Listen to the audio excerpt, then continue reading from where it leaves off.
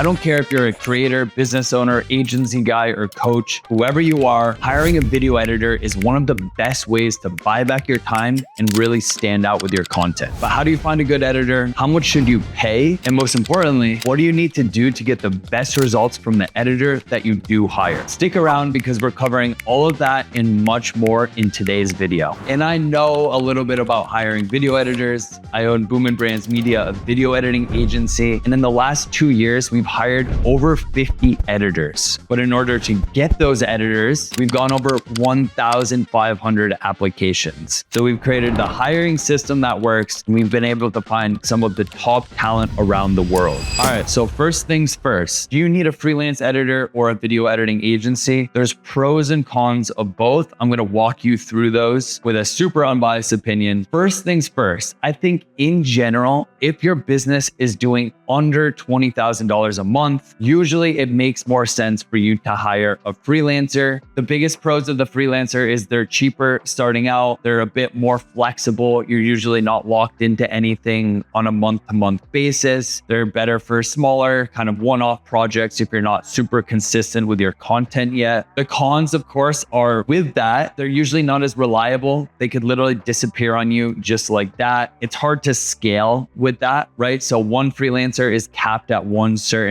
amount for videos and there's no backup, right? So if they disappear on you, you have a video that you want to get out on Thursday, you're going to have to go and find a whole nother freelancer. The pros of the agency. So usually with agencies, they have backups where if the editor's sick or if they're on vacation, they'll have another editor come in there and be able to do the editing for you.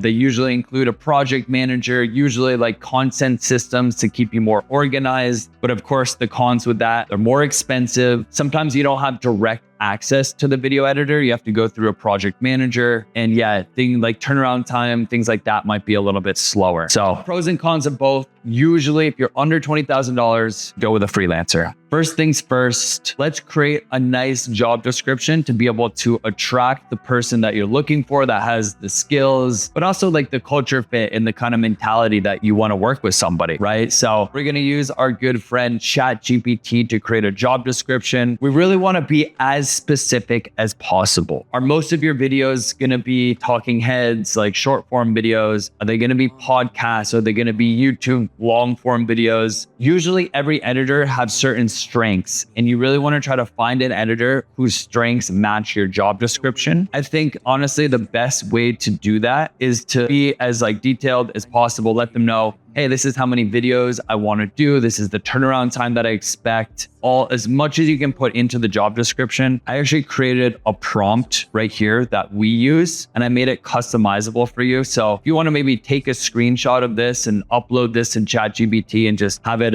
take this prompt from the image, that could be a good idea. Again, we want to let them be very specific. Sometimes you actually need a short form editor and a different long form editor because sometimes it's hard to find somebody that's really good at both. So just be specific, right? Kind of fill out these things and then feed this prompt to ChatGPT, and then you're gonna have to go and change a couple things. So after we have the job description, now it is time for the fun part, building the hiring funnel. If you're just looking for one editor, I'd say use a Google form or a type form. You don't need to get overly complicated with it. Make sure you're getting information from them, like obviously name, experience, portfolio, sample links of the specific types of videos that you're looking for, the time zone that they're in, maybe where that they're from. It's something that's super important. Have them send you either a 2-minute Loom video or voice note explaining why they're a good fit for you. This is for two things. One is to kind of see people that are dedicated and motivated, but two, it's also to gauge how good their English is, because people can be all good on paper, but when it comes to actually working and communicating with them, sometimes the language barrier can be an issue. If you're an agency or if you're a business that's looking to hire 3-4 plus editors, setting up an automated hiring funnel is going to be the way to go. I'm going to briefly show you what ours looks like.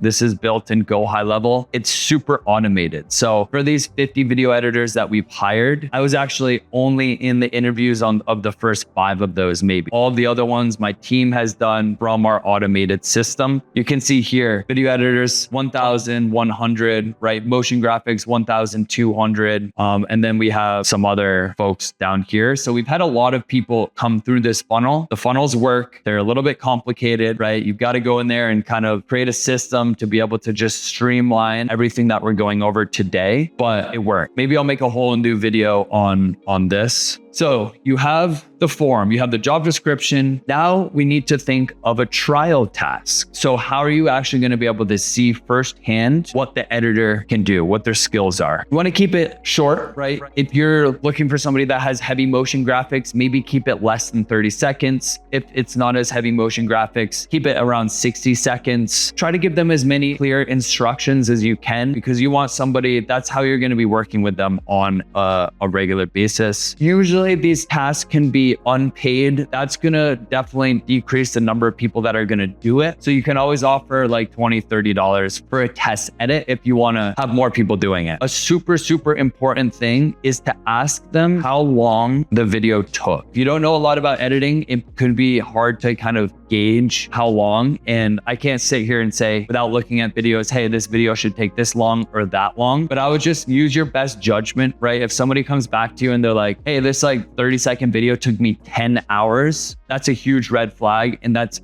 probably not somebody you want to work with unless it was like a crazy animated, high quality, super, super high quality motion graphics video. So now where to post. So there's a couple options here. We can go and look for people on some of these freelance platforms like People Per Hour, Fiverr, or Upwork. The problem with those is that they're going to want to keep them on those platforms. They're not going to be able to be integrated into your Slack channel, into your project management systems, anything like that. But that's where a lot of video editors live. They're also not going to be able to apply via your form from those platforms. The next is a job board. So the classic like Indeed and LinkedIn. I can tell you for us, we found a lot better editors from Indeed than we have LinkedIn. It kind of changes. Like some periods, like we're getting a lot of good talent from LinkedIn, others from Indeed. I think there's a free option for both of these. Indeed and LinkedIn at the minimum, like advertising spend is like $8 per day. So you can always boost that for a little bit, try to get a good influx of people and then kind of go from there. So the next one we're going to go is how much to actually pay, right? And this varies pretty drastically depending on what part of the world you're sourcing editors from. Obviously, editors from the US are going to be a lot more expensive than editors from other parts of the world. It really differs, right? There's essentially the 4 main places to source editors from. Latin America, that's where we source all of our talent from. We have kind of Southeast Asia, like Philippines, Indonesia. We have Middle East is actually known for some good editors in places like Egypt, and then Europe, right? Usually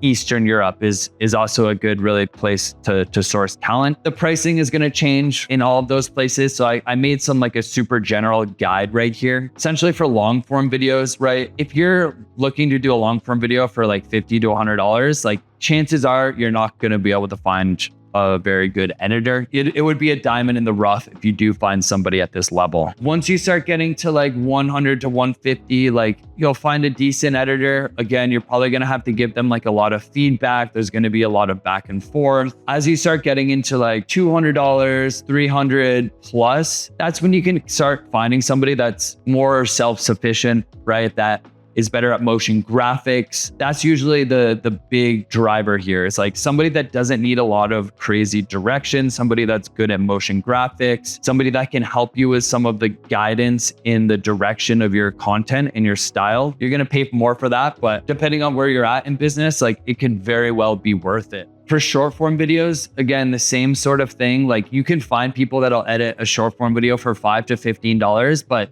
9 times out of 10, it's not going to be super good. And you're actually going to have a lot more headaches working with this type of editor. As you start getting into like $20, $40, $50 of video, like this is when you can have more of a really reliable editor that's not gonna have crazy revisions, that's gonna be able to start doing things like motion graphics. You know, once you find an editor and you find that sweet spot with them, that's when you can really start scaling. So we've powered through this. We've gone over a few things so far, but now actually the most important thing is when you hire this editor, how do you properly onboard them so everybody is set up for success and hopefully they can be with you for years to come. Now, a lot of people run into the problem where they'll just like send the editor raw footage and they're just like, hey, make it look good. Just edit these videos. No, especially in the beginning, you want to give them more time, more attention, more direction. You want to send them very specific examples of edits that you like. And not only that, but you want to be detailed in what you like about those specific references, right? Hey, I like the captions in these. I like the pacing in these. I like the transition in these. Be very specific, because if you send like 3 or 4 just random different videos, they're going to be pulling different things from those videos. And we don't know if that's what you actually like. So you want to be as clear as possible and then provide like more details, right? Do you want a video that has B-roll of movie scenes instead of just random stock footage? Do you want certain colors or fonts that's maybe aligned with your branding? All of these like details are super, super important early on. And whatever editor you have, you should be prepared for at least 2 weeks to have a feedback period where they're open to receiving feedback. You are going in there and you're letting them know, hey, actually, like, let's do things like this. Let's do things like that. It's completely normal when you first start working with somebody to have to teach them what's in your mind, because they can't read what's in your mind, right? They're just starting working with you. If after 2 weeks, you're still like going back and forth with massive revisions, that can be a big red flag and a potential reason to start looking for other editors. I recommend using a tool like frame.io, which is great for revisions. That will save you so much time in the long run. I hope that was helpful. This is some of the things that I've learned over the last couple years of running a video editing agency, hiring 50 plus editors. If you want to learn more about hiring remote teams, building systems to scale businesses, subscribe, and I'll see you in the next video.